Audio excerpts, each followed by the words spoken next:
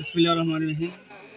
সম্মানিত সাংবাদিক বন্ধুগণ, আসসালামু আলাইকুম। এলাকাবাসী, আসলে এটা আমার এলাকা, এটা এই সমাজের আমি সর্দারের দায়িত্ব পালন করি এবং আমি একজন বাংলাদেশ জাতীয়তাবাদী দলের একজন আদর্শ সৈনিক। আমরা এখানে দীর্ঘ আমাদের জন্মের আগের থেকে এখানে বাগান ছিল। আমরা জন্মের পর থেকে আমরা বাগান দেখি না, শুনেছি। এই বাগানের মধ্যে সরকারি জায়গার মধ্যে আমার মনে হয় আমার বাড়ির থেকে এখানে 10 কিলো পর্যন্ত ঘনবসত। এখানে মানুষ, বিভিন্ন নদীভাঙ্গ মানুষ, সন্দ্বীপের মানুষ, নোয়াখালীর মানুষ, বিভিন্ন মানুষ এখানে বাড়িঘর করে এখানে অনেক দিন পর্যন্ত এখানে থাকছে।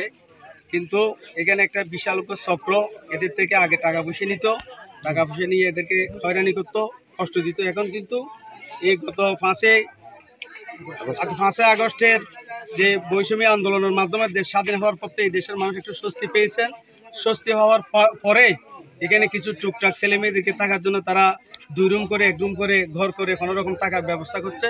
ওই চক্রটি বাইরে থেকে এখন বিভিন্ন জায়গায় ফোন করে, বিভিন্ন স্টাফদেরকে ফোন করে আজকে এখানে এসে স্টাফগুলো ঘরগুলো ভেঙে দিচ্ছে।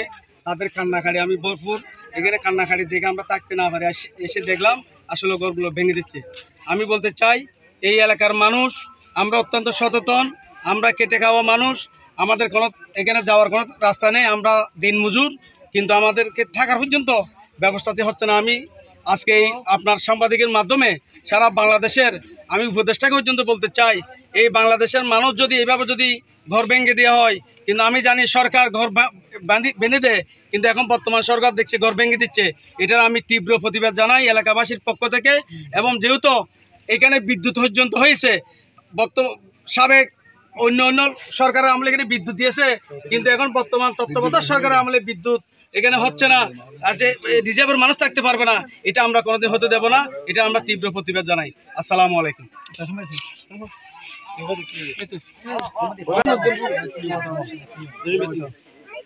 উত্তেজিত নইবে, আস্তে আস্তে একটু কম চাই। অনেক কি ক্ষতি করছি বা কি কারণে করছি, অনেক কত বছর ধরে রিজার্ভ এখানে ছোট ঘর আসতো, ছোট বাচ্চা আছে, কারো ছেলে মেয়ে বড় হয়েছে, ওই জন্য আমি সেমি একটা 60,000 দিয়ে আমি একটা ছোট বাচ্চাগুলো মা বাবু আমি থাকার জন্য একটা জায়গায় ছিল। তো আমার স্টাফ সাথে বিয়েছে না, সমস্যা দগ কোন সমস্যা দগ, আমি স্টাফের সাথে আলাপ করি, আমি গোটা কাজ আরম্ভ করছি। আরম্ভ করবো আর 9 তারিখ 1টার সময় ওরা আসিয়ে ঘর বাধা দিছে, আমি আর ধরি নেই। যখন একটা প্রথম দিছে দেওয়ার জন্য, লাস্টে যখন বাধা দিছে আমি আর ধরি নেই ঘর, এতটুকু আজকে আসিয়ে ভাঙিয়ে দিচ্ছি। এখন আমার কাউকে টাকা দিচ্ছেন না? আপনার কাছে না, কোনো টাকা দিই নেই। এখানে তো অনেকে বসবাস করে, এটা তো কতদিন থেকে আছেন এখানে? আমি এখানে আজকে 22 বছর আগে। আমরা নদীভাঙ্গা মানুষ, সুন্দরী মানুষ, 2 মিলিয়ন টাকার মানুষ। আমরা ওখানে আসার পরে আমি এখানে জায়গা দড়িয়ে রাষ্ট্র 10টা জায়গা বাংলাদেশের রোহিঙ্গা যখন থাকতে পারে, আমরা রোহিঙ্গাটা খারাপ হয়ে গেছি।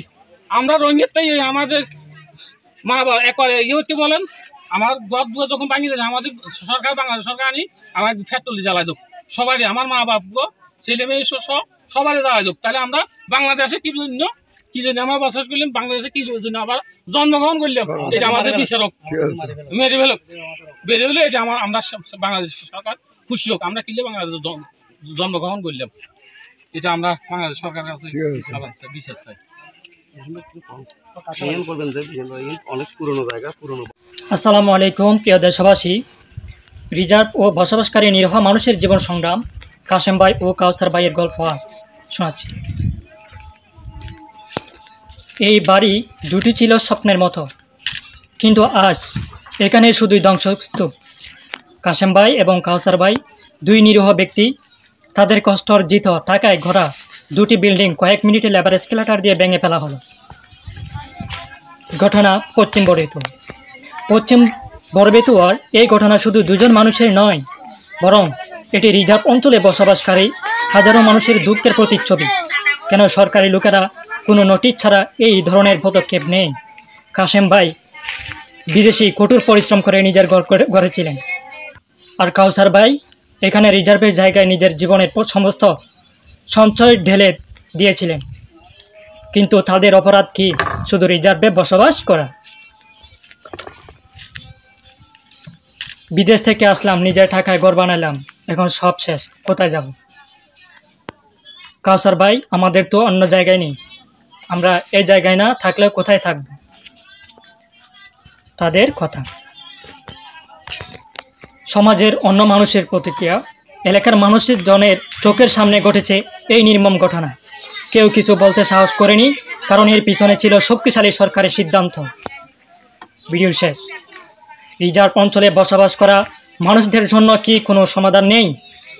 কাশেম ভাই ও কাউসার ভাইয়ের স্বপ্ন ভেঙে গেল, কিন্তু এর দায় কে নেবে? আসুন আমরা এই সমস্যার দিকে দৃষ্টি আকর্ষণ করি এবং রিজার্ভ অঞ্চলের মানুষের পাশে দাঁড়াই।